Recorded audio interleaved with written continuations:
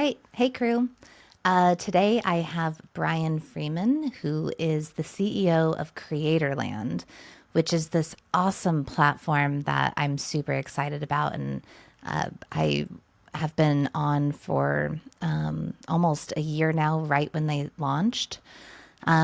It's basically this place where creators of all kinds can go and collaborate with others, find creative jobs, and where you can even showcase your own portfolio so that you can show people what you're made of, basically.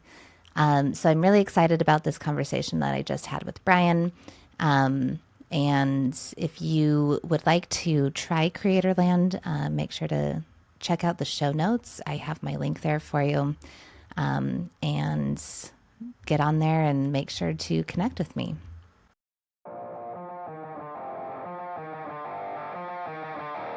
Hey crew, my name is Dakota Jean, and this is the Social Media Manager podcast.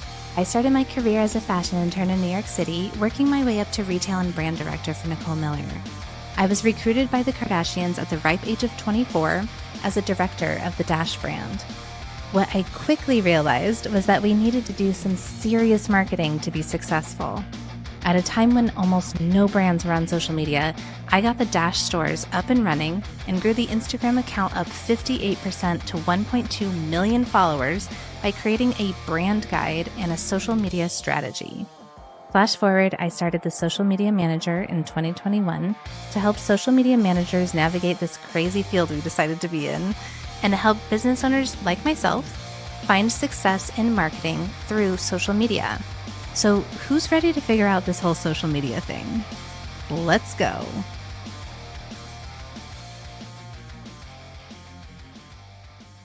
All right.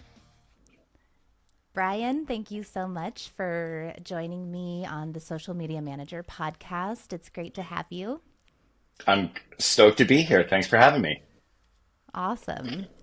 So, Brian, you are the CEO of Creatorland.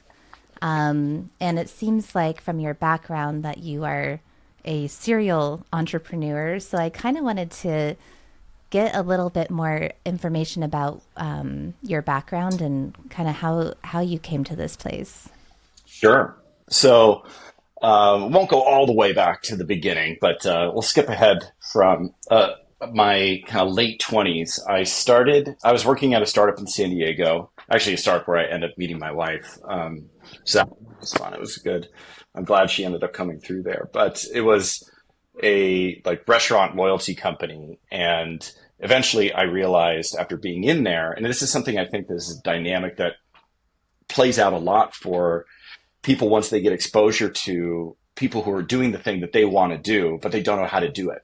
Like I had always wanted to be a tech founder growing up, not like when I was super little, but by high school, I was building computers, building websites. I taught a couple classes at high school. I taught a design class. I taught a coding class in high school. I was just kind of a nerd in that way, but loved it. That was my free time thing, and also made a little extra money on the side building computers for people. But San Diego was not like the hub it is today, and so there was no access to the outside world of VCs and tech and like all this cool stuff that was going down in Silicon Valley. I just was alone on an island in that way. So started working at this tech startup and just saw what my CEO was doing, where I was working directly for him. I was like, you know what, I think I can do this. And so with a couple buddies, started a dating app. This was during the dating app boom of like 2013. We ended up launching an app called Wildfire, which was a dating app targeted at making it like safer and more enjoyable experience for women. Now we didn't really understand the customer at the right level probably, but it did take off. We got a ton of press. It was well received. It was a great idea. Bumble ended up being able to execute on it, but it was a great idea. And we were growing primarily through college rollouts where we would partner with sororities and incentivize them in a competition with each other to whoever could get the most users on the app. And very early on in that process, San Diego State was the school where we saw this happen. Alpha Phi posted on Instagram and Facebook to drive installs. And they just came up with this. And we had 15,000 installs as a result of that.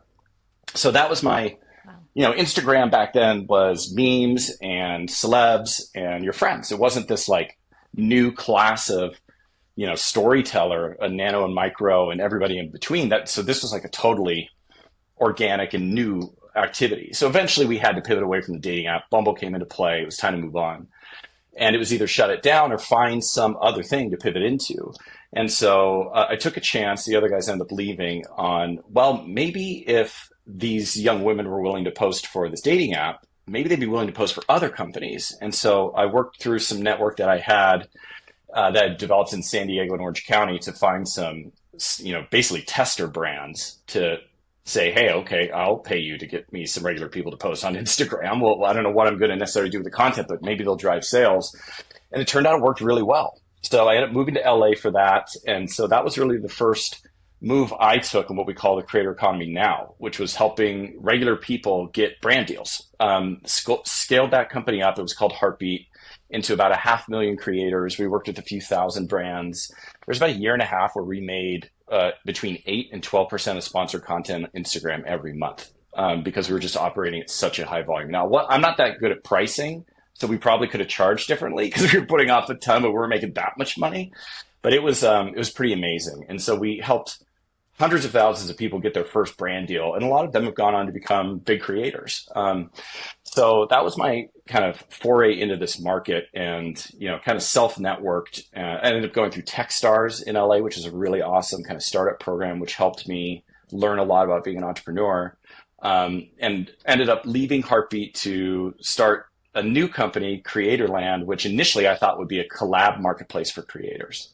And so the idea of Creatorland as a alternative to LinkedIn for professional networking didn't exist at the beginning. It was emergent after we interviewed and tried some experiments. So my CTO and I, Matt, spun up a low code, what we call a low code test. So what can we get out the door really quick, get feedback on?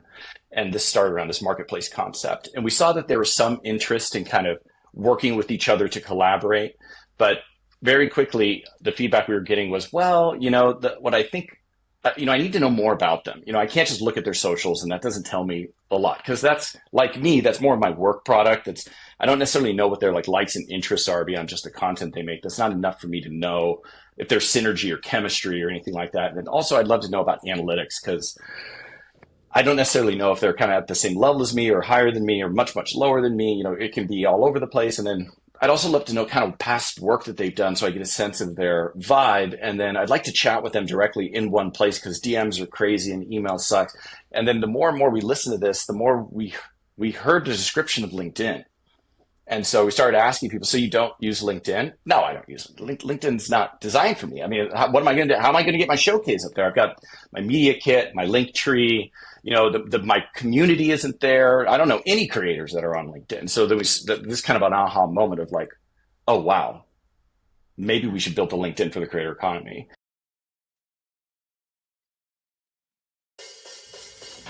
This episode is brought to you by ClickUp. ClickUp is a project management tool, and I basically use it for everything, literally everything. All of my content calendars, I have multiple clients, and so it's all in my one spot, but they each have their own calendars. And I also use it for my own personal life, just managing all of the things that I have to do and knock off my to-do list. So if you want to give ClickUp a try, I have a link in the show notes that you can click and then try it out for yourself. It's a really, really cool tool, very user-friendly, and it keeps all of my projects under control. I know when I need to start them, I give myself due dates, and I know when they're completed or posts are scheduled. It really just keeps everything super organized. So give ClickUp a try today, and the link is in the show notes.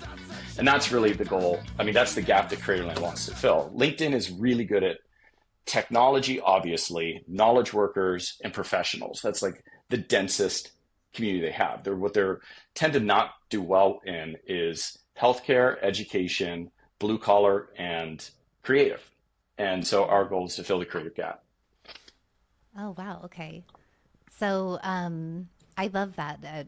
I obviously use LinkedIn, but I agree. It is so hard to find the right people for the right thing. And I feel like I'm constantly getting these spam sort of emails that are, all from these LinkedIn people who just want money from me. And Yeah. when so um, when I heard about Creatorland, I was like, wow, this is a really cool way to actually meet people that I'm specifically trying to either collaborate with or show my work to. So when did Creatorland actually start? So before we do that, I just want to clarify one thing. And I don't think I'd be where I am in my career without LinkedIn. I'm still a big fan of LinkedIn. Yeah, we get a lot of inbound noise. A lot of people don't know LinkedIn became doubled its user base last year. They went from like 500 million to a billion people, mostly in the developing world. So there's a lot of SDRs, sales people in those, a lot of call center activity. So that has increased, but I think they'll figure it out. I think the key is that it's not a good place to showcase a creative portfolio. And it's not a Right. place that's designed around connecting you with like-minded people from this space. So anyway, so we launched Creatorland in July of last year as a beta. It was very little functionality. We had built up a wait list over about 6 months to about 4 or 5 thousand people. I think we let our first 500 or so off right at the end of June, beginning of July, and ever since then we've been, you know, building iteratively around what our users want. So, and I think we're in a pretty cool place now. We have 33,000 users. We're on pace with growth, LinkedIn's early growth, and some of the other great professional networks of the past and present. There's a healthcare one called Doximity, a developer one called Stack Overflow. We're right on pace with that growth curve. And we're seeing people get a lot of value out of it. There's about 25 to 30,000 connections are being made from our users every month. Um, you know, Lots and lots of conversations and deals going down, a lot of past work being added. So, but yeah, we launched it in about middle of last year. Yeah, I actually was a part of some of the first in the beta, and it actually has changed quite a lot in the last year. Um, but it's a super user friendly platform, which I like. And what is kind of the ultimate goal with Creatorland? I know that you're trying to connect people.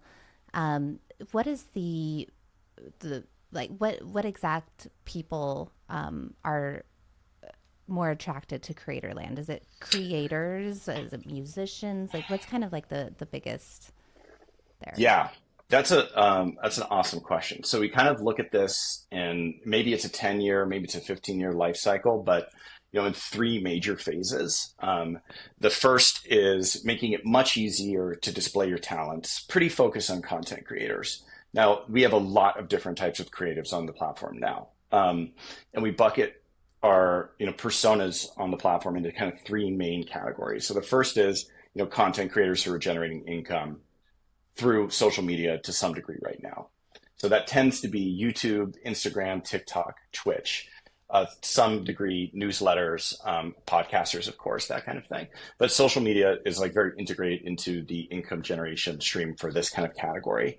And that's a lot of the app design and, the core features and stuff are built around these people being able to showcase their history and build networks quickly, where they currently are operating off of more word of mouth type relationships. Because, believe it or not, having 1 million followers on Instagram is actually limiting to some degree in your personal networking.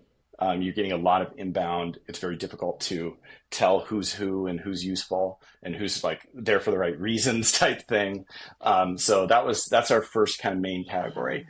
And then I dropped a little Bachelor reference in there for the Bachelor fans out there. And then the second is the second group is the kind of demand. So not it says talent, but demand. So people who are hiring creators on a regular basis. So there's marketers, brand marketers. We find a lot of founders. Any new founder targeting consumer or even B2B has really thought hard about how content and creators play into their go-to-market strategy. So we find a lot of startups are coming to us and saying, hey, can you help me get to creators like this? This is my target customer. What do you guys think? And so we're helping them reach creators, ultimately hire them through enabling better search, discovery, and outreach solutions. And then the third group is a critical group to the creator economy, but often or very often overlooked. And do you have an editor for your podcast, or is it all you? I do it all. You do it all. Okay, so you could be hired as an editor, but it's probably not your main personality and persona online. But a lot of the time, editors, technicians, sound engineers, a lot of the back office folks that enable content production have no distribution method. There's really no way to find these people. It's referrals, it's Fiverr, Discord communities, and it's super limiting. And love them or hate them, if you're a high profile content creator, you don't have a high incentive to send out the people who are doing a good job for you to other people. You want to keep that, you're an employer, you don't want to just shop around your talent. So it can be very challenging. So that's our third group. And there's a lot of them out there. Just for YouTube, it's estimated there's about 330,000 people enabling YouTube creators to do what they do. So it's really connecting all three parts of this ecosystem. And we put talent managers in with kind of the talent side. Although they perform multiple functions, their goals are very closely aligned with talent finding success. So they're also very present on the platform. So that's phase one, is serving this community. Phase two is sorry to interrupt, but phase two is really scaling up the business solutions. More like what you see with high-end LinkedIn Premium or Recruiter. How do I track trends? How do I leverage talent to improve my marketing strategy? How do I build communities of talent around my brand that I've either hired in the past or would like to hire in the future, that I have an ongoing relationship and communication with? And then phase three is really finding ways to enable our solution to solve problems for the wider creative market. And that would look like entertainment, music, all of these other key categories that are also highly underserved in professional networking. All right, cool. So I love the fact that you're also including musicians and, that entire sort of entertainment industry that doesn't really have a place for people to go. So that's really exciting. And I think that is something that will set you apart from everyone else. Does Creatorland technically have any competitors? It's a really good question, and it comes up a lot. We don't really. We don't really have. The thing is that a lot of people have tried to make professional networks for the creator economy and end up becoming job boards. And that's just right. The nature of what's happened. There's a sea of companies out there that have tried and failed. I think we have a competitive advantage to withstand the temptation to become a job board tool, because we have a maniacal focus on being the world's most centric creator company. And that gives you the ability to build the right products that people will pay for, which gives you that staying power. And, if we can if we can work with our users to find the right things that are in demand for them that they want to spend money on, we have a really powerful staying power business on our hands. And I think one of the key differentiators for us is we're not willing to just chase the brand dollars. And that's what a lot of companies end up doing. And I did that in a previous company, and I think it leaves a lot on the table, both in terms of value you can build, as a business, and also value you can create in the market. Creators often get treated like, transactional, just, pawns on a chessboard versus the true customer. And we think about them as the true customer. Yeah, absolutely. I noticed that recently you partnered with Freelancing Females. I used to go to Freelancing Females a lot just to kind of see what kind of jobs are out there, whatever I could apply to, and always were, positions that were right up my alley, which I loved. So tell me a little bit about that, if it is a partnership, and why that was important to do. Yeah, you cut out a little bit, so I want to make sure I got the question. You asked, what is the Freelancing Females and Creatorland relationship like? Where could it go? What does that partnership entail? So Creatorland is partnering with a lot of organizations right now because it's difficult to find creative talent. A lot of companies have awesome job opportunities and they need great distribution for them, or they have these communities that they've built and they want to find more opportunities for them. And so we're in our early days with freelancing females. We found them, I saw them join the platform and I was like, oh my gosh, I have to reach out. So spoke with them a couple weeks ago for the first time, maybe 2.5 weeks ago. And so the first step is getting them set up on the platform and helping them understand how to leverage it. So we have a tool called Projects, which is like kind of a flexible product that you could use to make a quick snapshot of past work that you've done, adding in some social clips and maybe say, hey, here's 3 or 4 things I did for a specific brand. Or it could be tweaked to be an in-depth landing page on here's a whole program that we offer at our company. And here are 3 or 4 of the reasons it's so great. Here's the links that you can go to go join that program, whatever. And so the nature of the conversation with freelancing females to start is let's get those projects built out. Let's celebrate what you've done. And then let's push that to the community that matches the type of person who's really thriving in your ecosystem so that we can bring more people to them. And maybe in turn that yields them bringing more people to us. We also want to make sure that we're about to launch a job board tool. It will probably be live by the time this episode goes. It should go live tomorrow or the 25th or April 26th. And those types of partnerships are key to us because we can say, hey, look, we know you've got opportunities. Let's bring them over here so that more people can get access to them. And we want to make sure that people are aware of it. And we have the power because we have this connection. We have this platform that everybody's joined to send out signals and say, hey, you're a great match for this. And that actually can be pretty difficult to identify as a creator who's getting 200 or 300 emails a day, and a lot of it's messy and very hard to interpret. Yeah, absolutely. I love it. So to join Creatorland, first of all, first question would be, is it free to join? And then who should be joining the platform? So you asked me who's a great fit for Creatorland today? Who should be joining the platform? I think if you're someone who could use more work as a creator, this is a good place to go. So, in the early days of LinkedIn, the reason to join was maybe that you were going to be applying for a job. And the truth of the matter is, as a content creator, you are always applying for a job. Even if you're, that's part of the gig.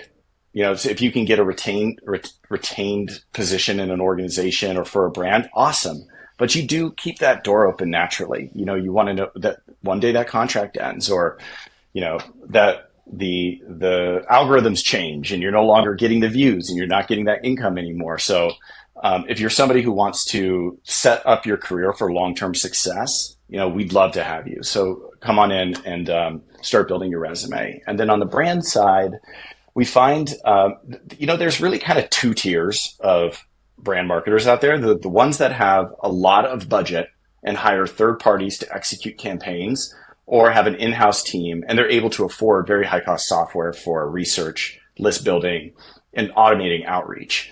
We find that our outreach is very well responded to at Creatorland, maybe higher than just cold email or drip systems out there. But that, there are brands out there who have a lot of money and they have budget for external agencies. And then there's everybody else. 90% of companies are too small or too immature in their understanding of how to work with creators because it's so new that they don't have access, or they're kind of figuring it out for the first time.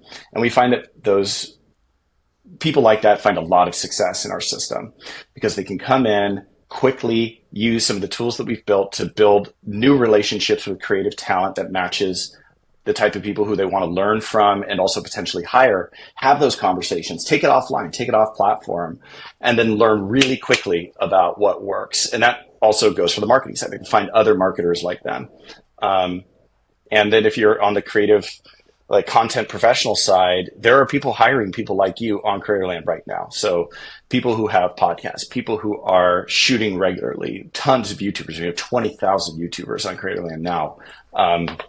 I think 50% of them have more than 10,000 subs, which means there's a content constant content flywheel going, and they need your help. So I would say anyone in that description. And then also, I mean, we have 2,000 musicians on the platform today too. We've got somewhere around 500 directors. So, it's starting to become a little melting pot of creative. So anybody who wants to join should. That's awesome. I love it. Um, all right. Well, since we are talking about creators, I did want to bring up that today President Biden signed the TikTok ban here in the U.S. Obviously, it's not going to really take effect probably for at least 9 months, probably a year. But how is this going to affect creators, do you think? Yeah.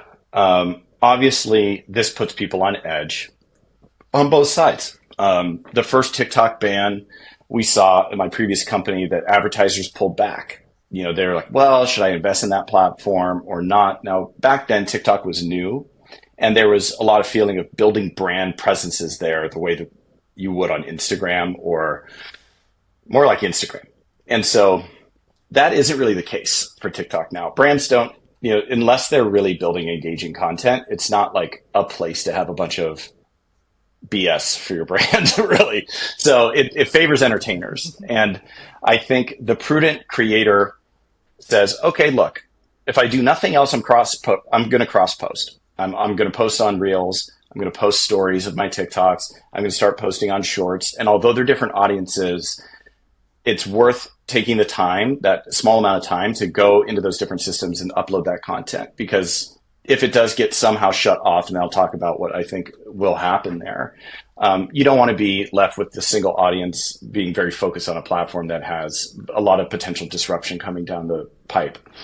I think for marketers, I don't know that the brand dollars will shift other than around brand awareness. So I think brand awareness dollars will pull back until there's some sense of what the go forward looks like. And we've seen this over and over and over again, during times of unrest, or, the COVID era, during a lot of the social unrest and stuff of 2020, you saw advertisers pull back around brand awareness, because it's, what's the point of investing when there's other very high important narratives going on? But performance won't shift. Performance dollars are always there. So as a creator, what I would be doing, if you join Creatorland, then please do, but include performance outcomes in that past work. You should be talking about how many clicks, how many sales, what did the brand get out of working with you? Now, this would work on any platform. You should be doing it on all platforms if you're talking about a brand deal, because it's just so in demand. But I think that dollars will shift on TikTok for creators to be a little more brand focused and less on a little more performance focused and less on brand awareness. In terms of how I think this goes down, nobody has a crystal ball. Nobody knows the future, but I expect a very intense legal battle. I expect a battle with the SEC directly. We've seen that they haven't been super favorable towards major mergers and acquisitions over the last 2 years. There's a very high concern around monopolies. And so that boxes out a lot of the companies that could afford it. So it's hard to picture the current administration merging TikTok with Meta, because that creates extreme monopoly. It's hard to picture, or maybe Meta doesn't even want it. They'd rather just have it gone and take all of that traffic. It's hard to picture it wanting to merge with, allowing a merger to go through with Google, because of that's creating another form of monopoly around short and long form content. That Instagram doesn't have that same kind of density in that type of content, but YouTube does. It's hard to picture it being allowed to get merged with Amazon, because TikTok Shop puts off 75 billion in sales in Asia alone. So, and they're competing in the US directly with Amazon.